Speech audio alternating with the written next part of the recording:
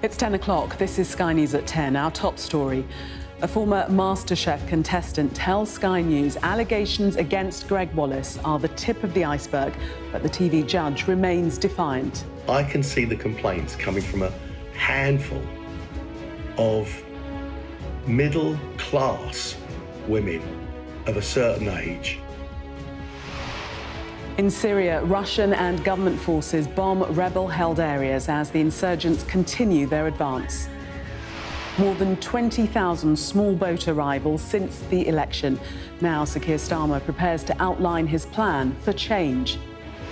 The voters weary of the political merry-go-round in Ireland, with the two dominant parties likely to return to government.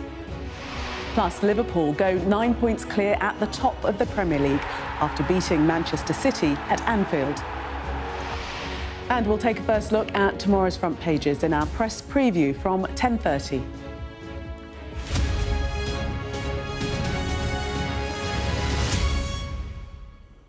Good evening. MasterChef presenter Greg Wallace has defiantly hit back against allegations of inappropriate sexual comments and behaviour, dismissing his accusers as, in his words, middle-class women of a certain age. Today, a former contestant on the TV programme told Sky News of the toxic environment on set and insisted the accusations were just the tip of the iceberg. Now the BBC and the production company Banijay UK face questions over why the 60-year-old continued to present the cooking show even after they were warned about his conduct. Our arts and entertainment correspondent Katie Spencer reports. After a weekend of headlines, an unexpected response from an unrepentant star. Now, in the newspaper, I can see the complaints coming from a handful of middle-class women of a certain age just from Celebrity MasterChef. This isn't right. Generating a wave of online outrage, with presenter Kirsty Allsop writing, "Within 1 hour of meeting Greg Wallace, he told me of a sex act that he and his partner at the time enjoyed every morning. It was totally unprofessional. I'm a hashtag middle-class woman of a certain age." And she wasn't the only woman to speak up. Emma Kennedy claiming she reported his behaviour to producers and Greg himself when she appeared on Celebrity MasterChef in 2012. Although I saw quite a lot of inappropriate behaviour, I never sort of felt, OK, you're a sexual predator. I never thought he was evil. But what I did think was that he just doesn't understand that some behaviour is completely inappropriate. And I said to him at the time, you can't do that stuff, Greg. And it sort of went in one ear and out the other, I think. Right, transport me to a cafe in Spain. A team of independent lawyers now tasked with looking into complaints made by 13 women about the presenter, including one by journalist Kirsty Walk. And while Wallace might take issue with women of a certain age supposedly turning on him, Sky News has spoken to a man, one former contestant, who was horrified by the toxic culture he saw from some of the men on the team. Telling us anonymously, Greg would occasionally crack jokes in different ways that felt inappropriate, but he wasn't the only one. What I witnessed as a contestant was that there was a systemic problem that was larger than him in my view. On the first day, part of me, I just wanted to go. I wanted to leave. I don't know why I didn't actually. I think it was partly because I was too embarrassed. I didn't want to be humiliated. I think I got off pretty lightly, but I'd see other contestants and just be thinking I would have been very upset if that person had said that to me. I remember thinking, gosh, do the BBC really know what's going on? Yet more questions for the corporation, as it was revealed to Sky News that the BBC was sent this letter containing multiple allegations of inappropriate behaviour by Wallace in 2022. A source at the BBC telling us that it would be wrong to report it's done nothing if or when matters have been raised, urging caution about prejudging any of this, particularly the involvement of BBC staff members and any inference they may have not acted appropriately. The makers of MasterChef pointing to the lawyers they've hired to look at this and insisting historical allegations will be thoroughly investigated and addressed appropriately. The behaviour of a handful of BBC stars has been called into question in the last 12 months. As for Wallace's video intervention, which follows a denial from his legal team, it is an interesting tactic. Middle-class women of a certain age making up a sizable chunk of MasterChef's viewers. In hitting out at one of the key demographics of his brand, he might just have jumped from the frying pan to the fire. And Katie's with me now. So, Katie, the allegations mounting, an investigation is underway, but we seemingly have been here before with the BBC. Yep, you have to remember it's only October it was that the BBC announced it was launching a review into workplace culture at the corporation off the back of Hugh Edwards being given a suspended sentence. At the time, the BBC chair, Samir Shah, said that he was fully committed to tackling inappropriate behaviour. If these allegations are proven to be true, then that's a lot more extensive a job that he has in terms of tackling that and fully looking into it. We should say via his lawyers, Greg Wallace has apparently said that he denies any of the allegations against him. Over the Christmas period, we know that the BBC still is intending at the moment to air the celebrity edition of Christmas MasterChef, complete in the listings with Greg's great Christmas banter. It's hard to know who exactly is going to be tuning in to watch that over the festive period. I think what people will be watching and paying a lot more attention to over the next few weeks is how the corporation itself actually responds to all this. We shall see. Katie, thank you very much for that. To Syria now, where after seemingly been caught off guard, President Bashar al-Assad today vowed to crush rebel and Islamist forces who seized a major northern city. Syrian and Russian jets have intensified their bombing campaign on areas taken by the rebels, with rescuers reporting that civilians have been injured and killed. Well, the conflict dates back 13 years when opposition protests to President Assad's rule began. The regime's brutal response spilled into years of civil war. Rebels, including Islamist factions, first took over eastern Aleppo in 2012. But in 2016, backed by Russian airstrikes, government forces pushed them out of Aleppo. Now they're back, led by a Sunni Islamist group called Hayat Tahrir al Sham, based in Idlib province, which they claim to have completely overrun. From there, they moved in on Aleppo, taking the city in just 3 days and seizing Aleppo International Airport. They're pictured here posing in front of a citadel in the centre of the city. The government retaliated with airstrikes, including on Aleppo University Hospital. The insurgents have now entered Hama province, taking towns on the way to Hama city. Sky's international correspondent Alex Rossi reports. The regime of President Assad vowed to respond to the rebel attack, and this is what's now happening in the opposition-held areas of Idlib. Russia, a key ally, is bombing rebel strongholds along with the Syrian Air Force to try and end the insurgency. On the ground, rescue workers from the White Helmets are responding to another airstrike. It's in a residential area. They're looking for survivors. There are many casualties here. Amongst the injured, young children who are carried to safety. The Syrian conflict has reignited with a vengeance, and it is civilians who are once again in the firing line. The situation is complex, but the only thing that is stand and the only thing which is true that the civilians are paying the price every second, every minute since 2011 up till now. But after the fall of Aleppo, President Assad's position in Syria looks precarious. The rebels have detained many government soldiers. They look frightened. Their fate unknown. The city is a massive prize for the opposition and was taken without much resistance. The militants claim these are the bodies of Syrian troops killed as they moved forward and took control. And this rapid assault is now gathering momentum.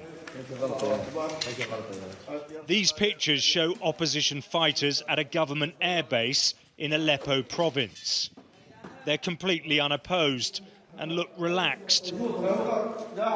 They've also captured large amounts of ammunition, another sign of how bad things are looking for the Assad regime. Civilians who are calling for freedom since 13 years, they hope that this is the end of the Assad regime, because they've been suffering for years. The assault was launched a few days ago and is led by the Islamist group Hayat Tahrir al Sham. It was originally linked to the terror network Al Qaeda until it renounced ties. The collapse of Assad's military in Aleppo shows how weak his dictatorship has become. With his allies, Russia and Iran, caught up in other conflicts, he's been left isolated. President Assad's allies in Tehran and Moscow are now rallying around him. He says a major counterattack will soon be launched. But severely weakened, it's far from certain whether he'll be able to push the rebels back. Alex Rossi, Sky News. It's a reset in all but name. After a week dominated by the resignation of his Transport Secretary, the Prime Minister is preparing to outline what he calls measurable milestones, his plan to deliver on Labour's election promises. The 5 missions aren't expected to specifically tackle migration, though. That's even as the Home Office confirmed Sky News figures showing 20,000 people have now crossed the Channel in small boats since Labour came to power. Here's our political correspondent, Ali Fortescue. It's hard to make out, but in the early hours of the morning, the latest small boats carrying 122 people reached Dover, tipping the number over 20,000 since the election, a tiny fraction of the overall net migration number, but a fraction that will matter to many voters. Targets haven't worked very well, but we've got things we're saying about this in terms of getting net migration down. You are about to tell me about a load of new targets. So you can't start the answer by saying targets don't work. I don't say targets don't work in any circumstances, but numerical targets on migration have not had a happy history in recent years.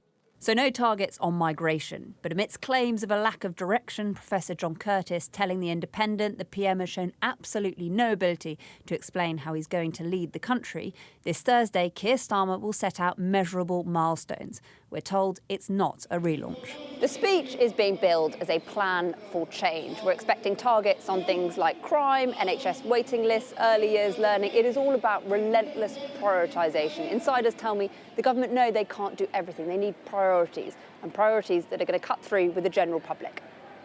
The government have got 5 priorities, missions. Do you know what they are? No. I guess they are the NHS. I think that is one. I'm sure that's one.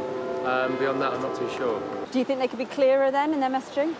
Well, actually telling us what they want to do would be clearer, for a start. So we've had 5 missions, first steps, had 2 priorities. How are these milestones any different? There may be noises off over the past few months, and maybe this should have been done faster with an earlier budget and an earlier launch of the missions. But it basically means the Labour government set up for the next 4 years in public service delivery and economic drive and growth.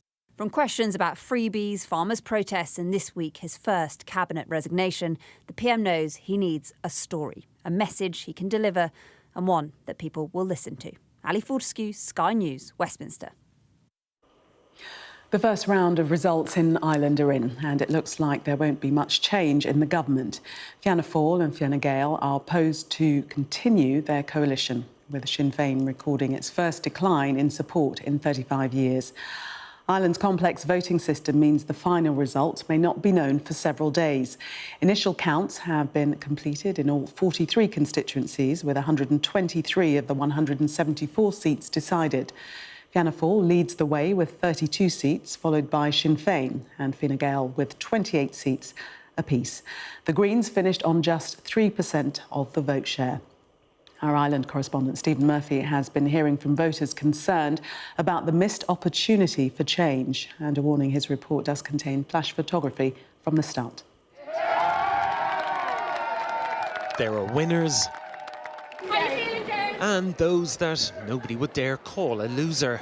Criminal candidate Gerry Hutch failing to get elected as the main parties continue to hoover up seats around Ireland. Away from the count centres, the probability of a similar coalition government to last time was sinking in.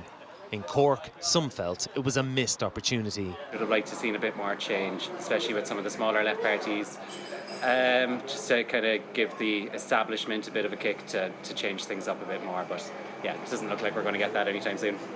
Housing keeps coming up over and over again here. Delivery of housing over the next 5 years. By far, it is a COVID situation as far as I'm concerned, something that has to be grasped and really taken forward. Housing and homelessness at a record 15,000 people now was the top issue according to the exit poll.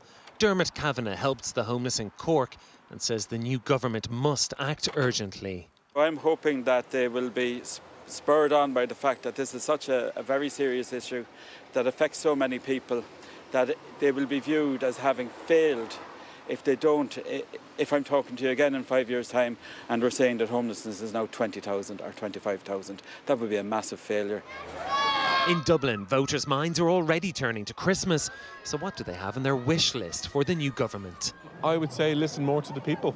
You know, don't throw all this, how well we're doing and all the money that's coming in this country, is listening to the people on the ground, people who are suffering, people who need help. The winners of this election will be full of Christmas cheer now, but from talking to people in Cork and Dublin today, that may not last for very long. People have clearly voted for economic stability, but it doesn't mean that they're fully satisfied with how the country's problems were being tackled. Plus, any new government will probably be pitching itself to the public in January. And how do most people feel in January? Well, broke and maybe a little cranky. For any New Year honeymoon, the incoming government has to figure out how to finally translate economic prosperity into delivering for the public on housing more than anything else. Stephen Murphy, Sky News. Pro-EU protesters in Georgia's capital have released fireworks and clashed with police. It's the fourth night in a row that there's been a standoff after the new government's decision to suspend talks on joining the European Union. It comes after months of rising tensions between the ruling Georgian Dream Party and opponents who accuse it of pursuing increasingly anti-Western and pro-Russian policies. The UN Agency for Palestinian Refugees, UNRWA, says it's suspending aid deliveries through the main crossing into Gaza, blaming looting attacks by armed gangs. Nearly 100 trucks travelling on the Kerem Shalom crossing were targeted in mid-November. A 34-year-old man has been arrested on suspicion of raping a woman at the Groucho Club in London. It's alleged the rape took place inside the private members' club in Soho on the 13th of November. The venue has had its licence temporarily suspended. The move towards legalising assisted dying has thrown a spotlight on the services between people depend on at the end of their lives. One woman who looked after her blind and terminally ill former husband before he passed away says the horrific experience shows that palliative care needs significant reform. Here's our health correspondent, Ashish Joshi. Sometimes I just put him back into bed and the blood would be pouring out. This could go on all through the night? Oh, yeah. I never slept. Your body gets used to no sleep. Diane took care of Mick in his home for 18 emotional and tireless months. He'd stand on a towel in here because it would be pouring all down his legs. Her ex-husband was blind and after suffering delays was eventually diagnosed with terminal stage 4 bowel cancer. He passed away just days before our interview. How did you feel watching your husband die in front of your eyes? Terrific. It isn't the same person you knew or you was married to or whether you live with them or a partner. They're not the same people. This is Mick's bedroom before he went into the care home. Mick was admitted to hospital a year ago and released a month later with a care package known as NHS Continuing Healthcare, or CHC. It's funded by the NHS for people assessed as having health and social care needs caused by a medical issue. 12 weeks later, this funding was withdrawn after a virtual assessment. It left them worried they would need to sell his home to pay for the care they believed he needed. I had to tell Mick he'd lost his funding. He got upset over it. He didn't eat for a day because of it. I hadn't told him we've lost a complaint. It's hard. But there's nothing out there for you for help. I wish there was. There are concerns that such CHC assessments can become a postcode lottery. Between January and March of this year, only around a fifth of people who underwent a CHC assessment were found eligible. And the success varied widely from over 40% in Leicestershire to just 7.3% in Gloucestershire. We know that long-term reform is definitely needed, but so far we've had very little progress on that. But in the short term, there's a real urgent crisis facing social care as well, and we see a lot of these challenges kind of exemplified within CHC. Mixed care package was eventually reinstated 2 months later, after a social worker and a GP intervened. NHS Shropshire, Telford and Wrekin offered their sympathies and condolences to his family, telling Sky News that their teams recommend whether patients have an unmet health need over and above what a local authority can provide, and that every individual has the opportunity to appeal. This is the tree you asked for and wanted. This is his corner to remember Mick by. Diane feels the experience is indicative of how patients nearing the end of life are treated, and says Mick would have opted for an assisted death had it been available. Ashish Joshi, Sky News. The number of people taking in vulnerable children has dropped again in England for a third straight year. And the leading fostering charity says many who'd like to simply can't afford it. It means siblings needing care are more likely to be split up and sent further away. Our Midlands correspondent Lisa Dowd reports. That was the fishing exped, where Tyler wouldn't touch the fish that he caught. After their son grew up, Vicky and Danny decided to become foster carers. Over 3 years, they've given a temporary home to 6 children. For us, you know, we wanted to make a difference. We wanted to encourage children to come into our home and for us to be able to give something back a little bit. You're creating positive impacts. You are changing lives. And some days it's hard, some days it's significantly easier. But without that little bit of effort, we won't achieve any positive outputs or any positive outcomes. I think that's the key, is that if people just put that little bit of effort in, you could change your life. But the number of people choosing to foster in England is declining. There are just over 42,500 foster households in the country, 6% fewer than in 2021. The latest figures show that while 4,055 fostering households were approved in England between 2023 and 2024, 4,820 stopped fostering, an overall loss of 765 foster homes. With a growing number of children going into care and more foster carers leaving, it means that siblings are more likely to be split up and children placed further away from family and friends or into residential care. The government says they're investing £15 million to recruit hundreds of new foster carers next year, but a charity says people are still being put off because they can't afford to do it. We should be able to say, if you come forward to foster, if you will care for the most vulnerable children in society, we will ensure that you are properly financially remunerated so that you can do it well. I think this was when that they were moving on and we sort of went there when we visited. We'd been to... The government hopes that a recent recruitment drive will lead to others joining Danny and Vicky.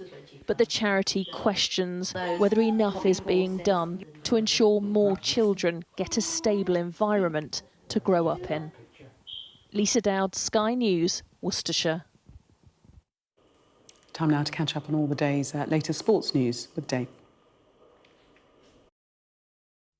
This Sky News Sports Bulletin is brought to you by Vitality. Getting more people more active. Live life with Vitality.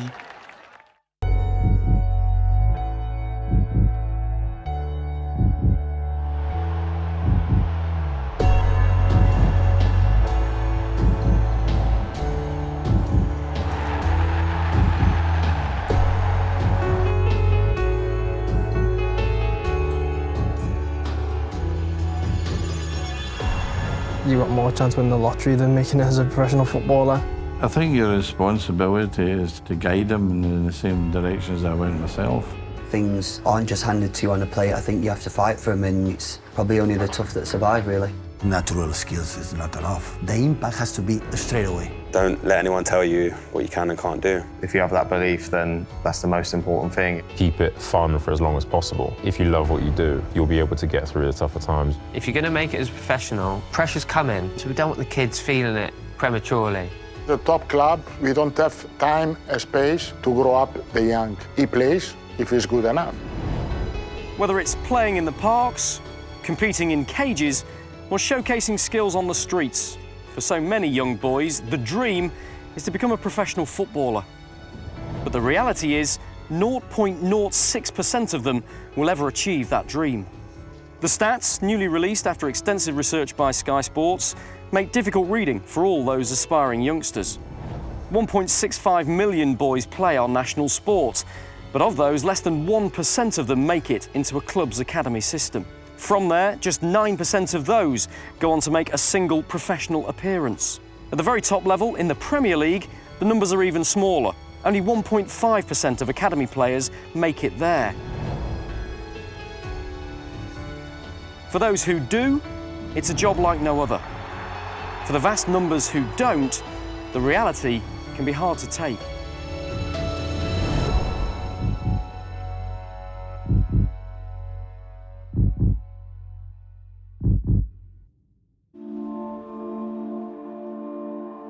This is the home of football. For any young English academy player, the dream is to play here, at Wembley. We know that the journey to get there is incredibly difficult, but what's behind that journey? People know the statistics that so very few players go on to make it as a professional. But what's the truth behind those statistics? And how do young academy players make it to the very top? The starting point for this is to meet a man who wants to know more about academy football. He's spent more than 50 years in the professional game. He had 400 matches as a player and over 1,000 as a manager. It's fair to say he knows a thing or two about professional football.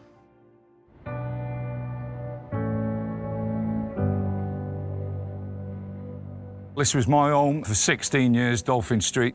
Hasn't changed much. 8 of us lived in that house. You can't believe it, can you?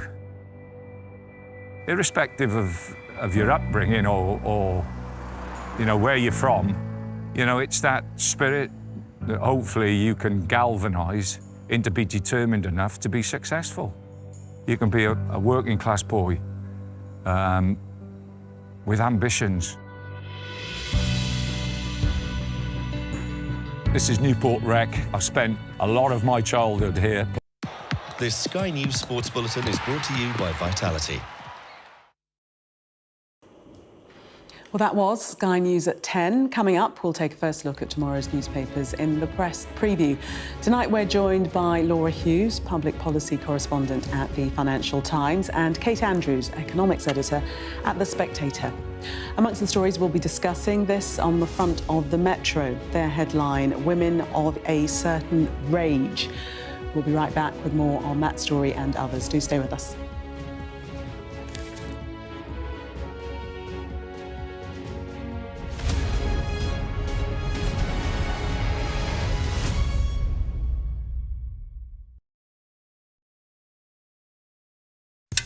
What's it like doing this kind of stuff when he's not here? Yeah, I miss him. He just inspired me to be a better person. He's shown us what living looks like in the toughest and most difficult of circumstances.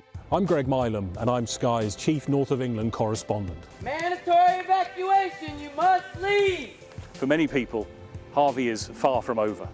People here believe the water will be this deep for weeks. I've reported from around the world and around the UK. It isn't what politicians see from election battle buses, but what ordinary people see from the buses that shape the timetable of their lives. I feel like there's no trust between the people and the politicians. Labour's going to get in definitely, and they're no better than the Conservatives. It is almost impossible to predict where these fires will go next. Ida has certainly left its mark on New Orleans. It just feels heartbreaking. Cartels in Mexico are flooding America with the drug. We are standing on the supply line right into the heart of America's opioid crisis. This gives you an idea of the strength of those winds, strong enough to bend and twist metal. Sky News, the full story first. Christchurch has been changed forever by what happened here.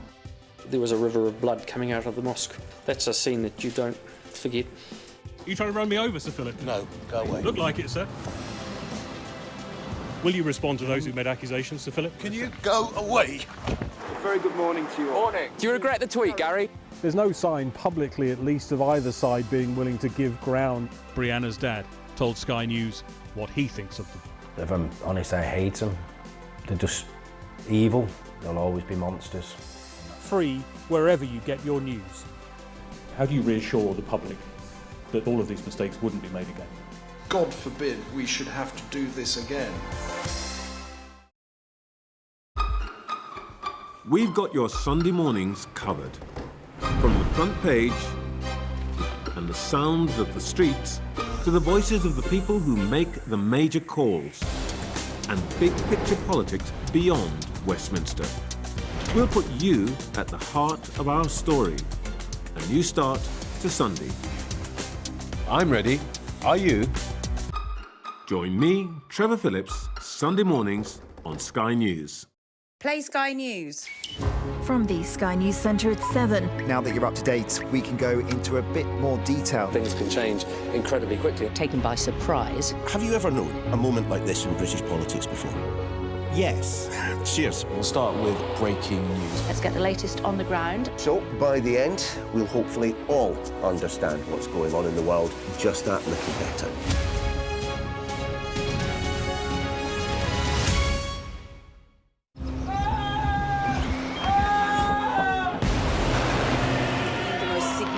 Day of this conflict. They keep telling us that they want aid. And this is what's left of it. Tanks, heavy vehicle.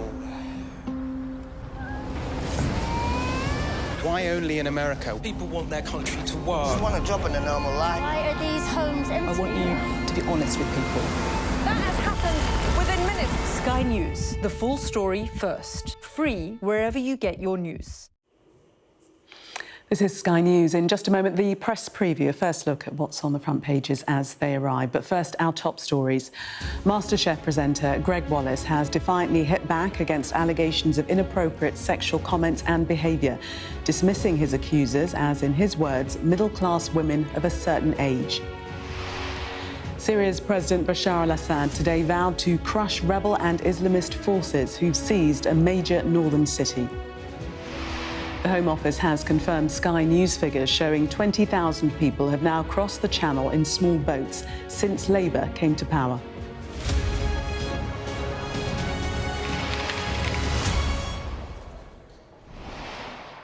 You are watching the press preview, a first look at what's on the front pages as they arrive. In the next half hour, we'll see what's making the headlines with Laura Hughes, public policy correspondent at the Financial Times, and Kate Andrews, economics editor at The Spectator.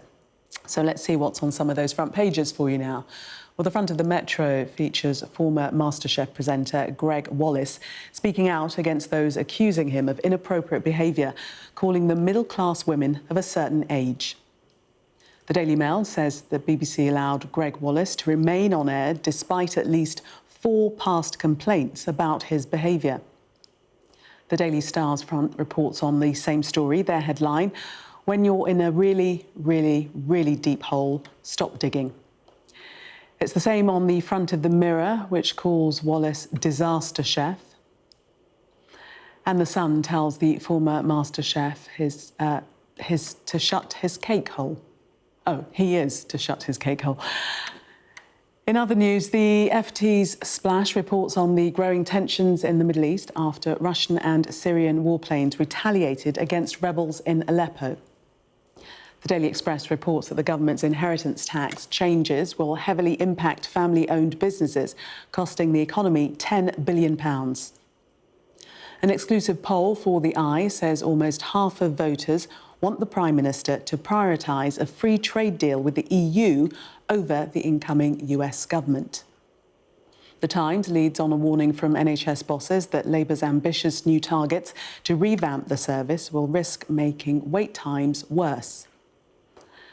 And The Guardian says a group of MPs, doctors and charities have backed a blueprint to transform palliative care for 100,000 people a year.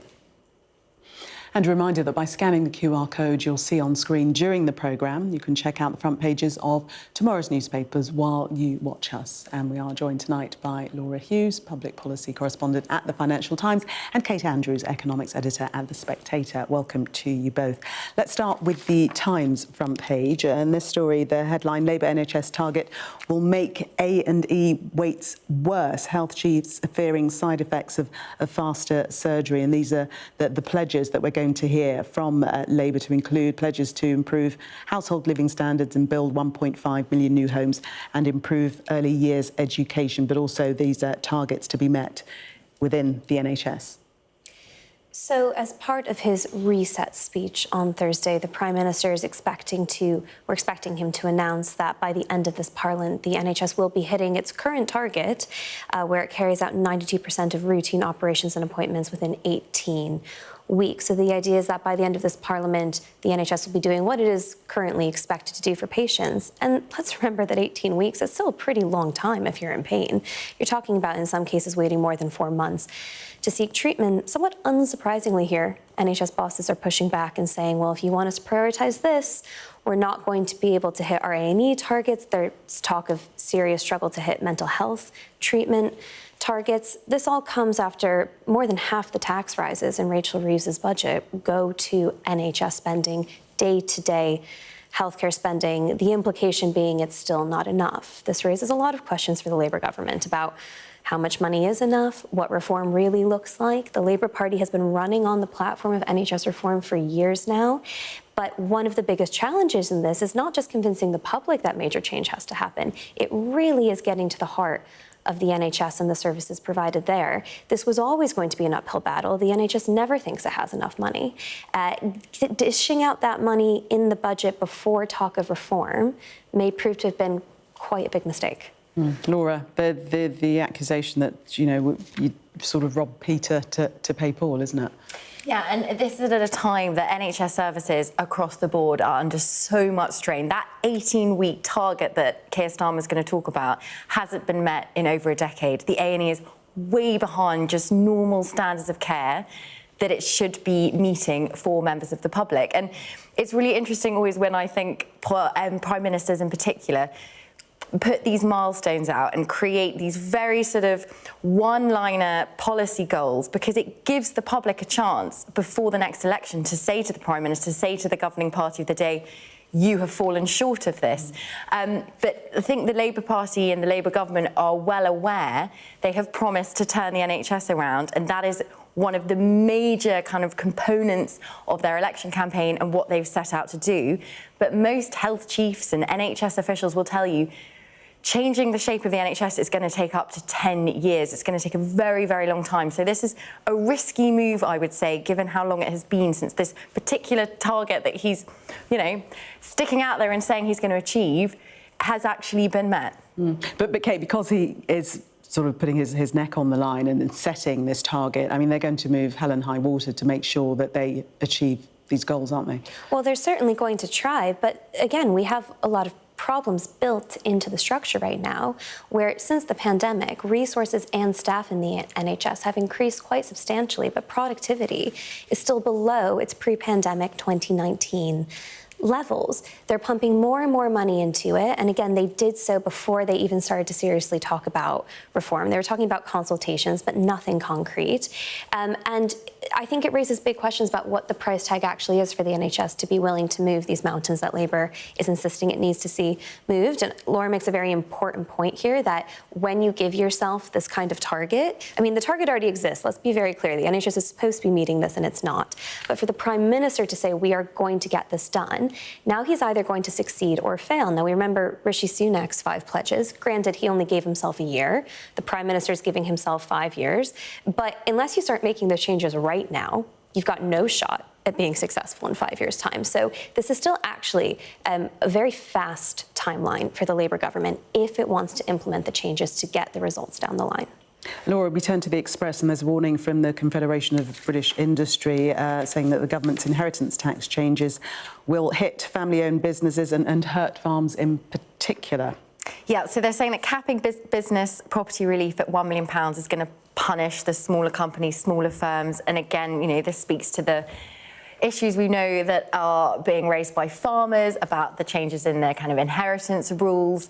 And this comes, of course, at a time that we know Labour's having a bit of a difficult time with businesses across the country after the budget, increasing national insurance contributions for employers, just one of the measures that I know a lot of businesses are feeling really, really uneasy about. And it's unsurprising the story is sort of continuing to roll weeks after Rachel Reeves stood up in the House of Commons and made a series of announcements that did take a lot of businesses by surprise and some shock. Kate, do you think we're going to see anything relative to this in the reset that we hear is coming this week? It's going to be very difficult because the Prime Minister is not going to undo Rachel Reeves's budget. And this is what's one of the many things that's quite strange about having a reset just 5 months into winning such a massive majority, is you're doing it so soon after this budget that, as Laura says, caused a lot of people quite a lot of shock, actually, when the news came out, especially around business. If you're not going to undo it, what are you going to say that's really going to count as a reset? That's going to be a tough line for the Prime Minister to walk. A big cost that is increasingly being discussed as well are the borrowing costs for the UK. The budget pushed up borrowing costs. Investors are still willing to lend to the UK, but for more of a premium. They haven't gone down since the budget. That may end up being the real cost of this budget, just how much more it's costing the government to pay off the money that it's already spent.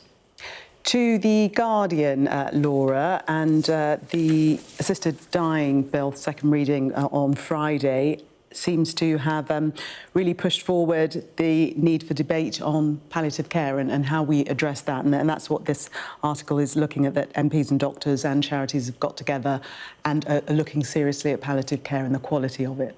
Yeah, so this article suggesting there's sort of an informal, I think, commission at the moment that's being set up by a coalition of politicians and doctors in response to the assisted dying vote going through on Friday. And this is unsurprising because a large part of the debate over this bill was whether or not as a society we fund an assisted dying care pathway but not fully fund a palliative care end-of-life specialist service. At the moment, a third of hospices funding comes from the government, the rest is charity shops. So a lot of people working in that end-of-life care sector say it's a postcode lottery.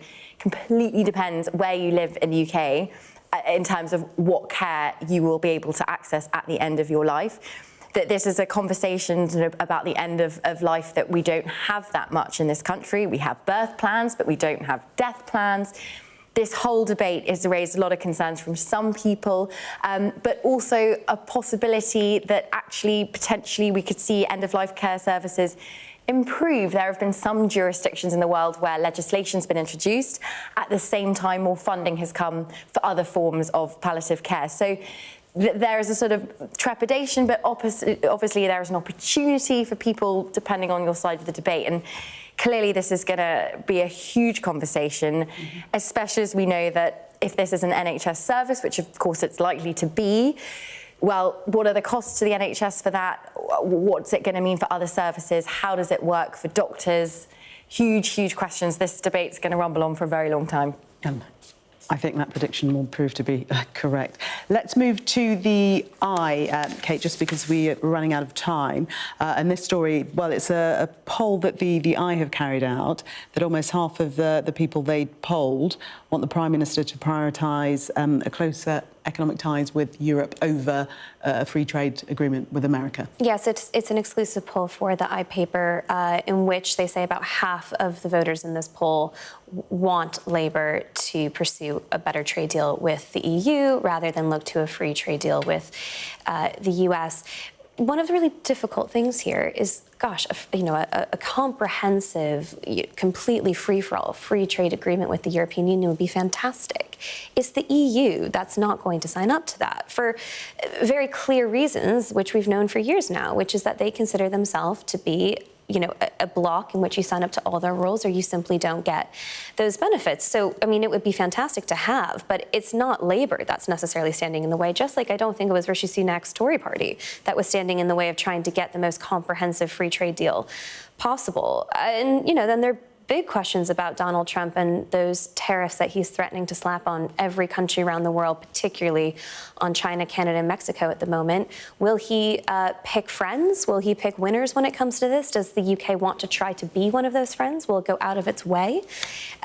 These are huge questions for the cabinet to answer, and will have huge impacts for British consumers, potentially, if Trump goes very hard on this. Laura, interestingly, though, they say that in their poll, Conservative voters want to prioritise America over Brussels.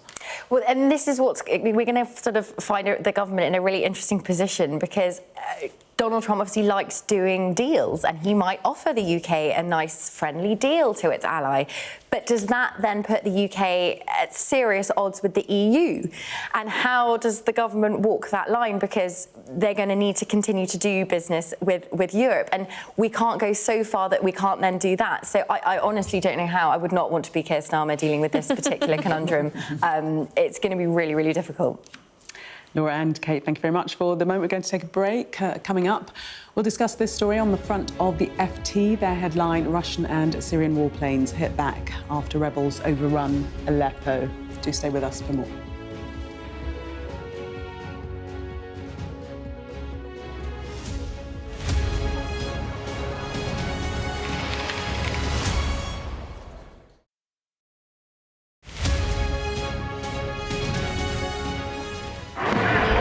Paris reverberated to the sights, sounds and smells of conflict.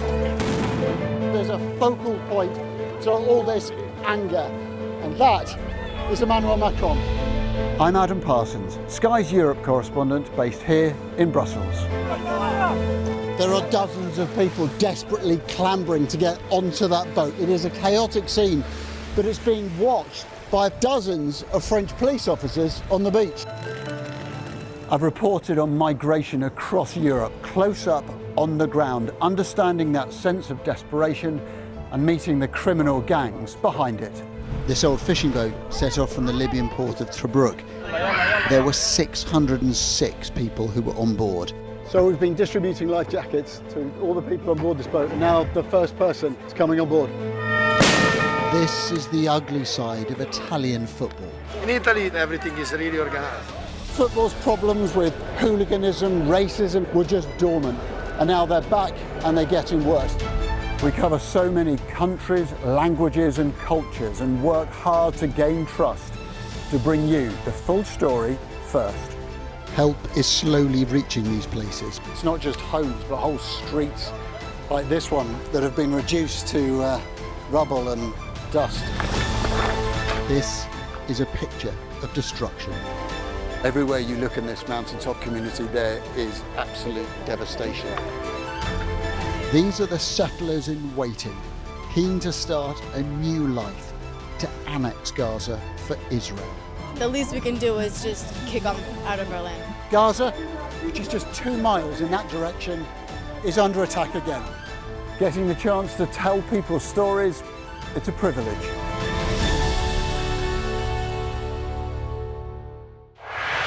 Our app gives you the very best of Sky News wherever you are. Breaking news, videos and analysis. Evidence of the crisis. Podcasts, watching us live. Live here from Washington. Wherever you get your podcast. All in one place. And all at just the touch of a screen. The Sky News app. Get the full story first.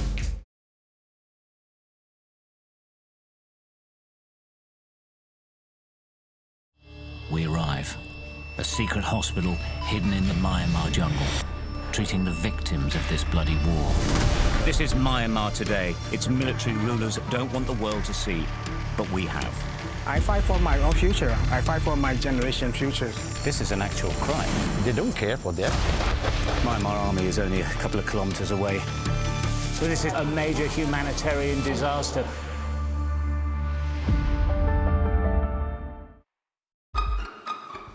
We've got your Sunday mornings covered. From the front page and the sounds of the streets to the voices of the people who make the major calls and big picture politics beyond Westminster. We'll put you at the heart of our story. A new start to Sunday. I'm ready. Are you? Join me, Trevor Phillips, Sunday mornings on Sky News. Welcome back. You are watching the press preview. Still with me, Laura Hughes, public policy correspondent at the Financial Times, and Kate Andrews, economics editor at The Spectator. Let us take a look at the Sun front page. They're covering the story of Greg Wallace, the MasterChef presenter. The headline there, "Shut your cake hole, Greg." Well, I don't think that's quite how you say it, but something like that. Greg Wallace came back with a defense of his behavior on MasterChef with some quite remarkable words, accusing the fury of, quote, middle-class women of a certain age for his behavior. And I think that response alone has led to a lot of backlash before we even get into the allegations against him, not least because, I mean, you can think of a lot of different ways he might have gone about defending himself that didn't include this attack on women and their age and their position and their success. The comments themselves suggest a certain lack of respect, perhaps, for the women involved, and I think that has not helped his case at all, given the allegations against him and the way that he perhaps did treat some of those women.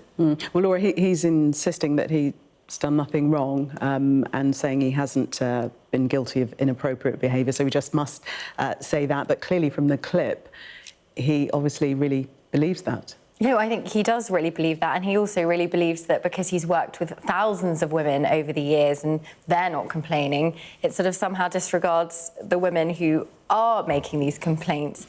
And clearly this is so devastating for his career.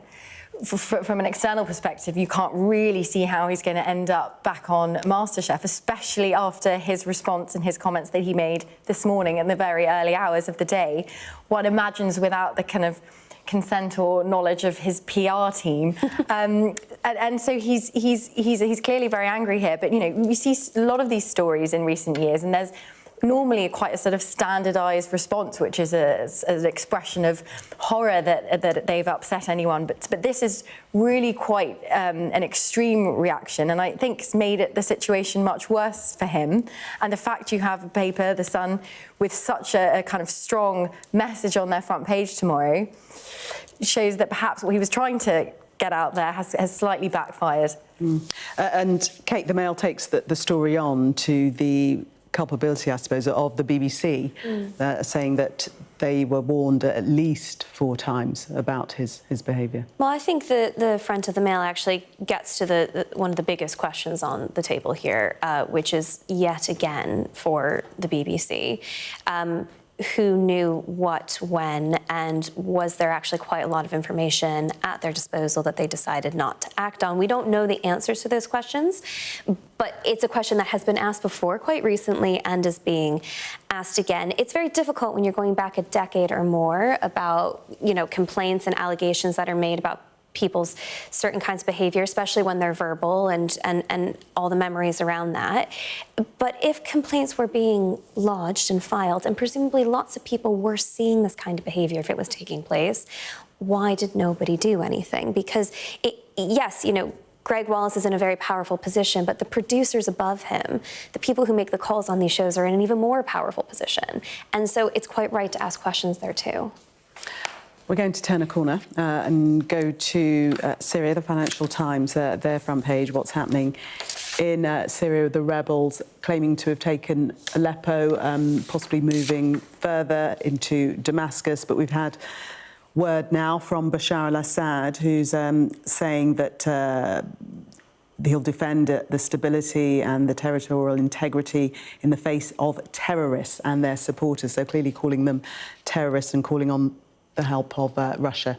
Bashar al-Assad has been aided by his allies here, certainly Russia, in terms of these quite intense airstrikes in Aleppo, and also by Iran, who sent their top diplomat to Damascus. This is a leader who has been in power for over 25 years, but certainly in recent years, this is one of the biggest attacks and threats to his leadership in an increasingly unstable Middle East, certainly. So it does seem like that backup from his allies has certainly started to help, but it remains a very tumultuous situation. Laura, it is a very complex international puzzle, isn't it, because of other wars that are going on that are interrelated. Exactly. So the Russians have been very much distracted by what's going on in Ukraine, Iran with what's going on in Israel, Palestine. So clearly this was a moment for these rebels, this Islamist group, to effectively take advantage of it at a point that Assad is potentially weakened because he doesn't have his sort of backup, his allies necessarily where they would have been a number of years ago. But the fact it's front page news, I think, speaks to this war and the fact it's still going on, but it's obviously very difficult to cover. It's really difficult for Western journalists to actually get into Syria to see what is happening, and it's almost been forgotten in recent years because of the other wars that we've seen going on. But clearly for many people, thousands of people still living there, it's very much alive, it's very much real, and this is an embarrassment to Assad and potentially underscores some of the weaknesses that he has in his regime at the moment. Indeed. Laura and Kate, thank you so much for taking us through the papers. We're going to have a look at the weather for everybody now. A developing northerly wind will bring a touch of winter later tomorrow, but rain spreading from the Atlantic will lift temperatures again on Tuesday. There'll be a cooler start for most, with a patchy frost in the far north, showers or more general rain over much of northern and central Britain, and some coastal showers elsewhere. Britain will see the cloud and showery rain spreading southeast during the morning, with brighter conditions and a few wintry showers following to Scotland, but southern England will stay mostly dry. Ireland and Northern Ireland look fine, bar the odd coastal shower. It'll be cooler everywhere. Rain over central Britain will clear across the southeast later, leaving most places dry and clear, but expect a scattering of coastal showers in the north and east. Coming up next on Sky News at 11, Greg Wallace hits out at accusations about his on-set behaviour.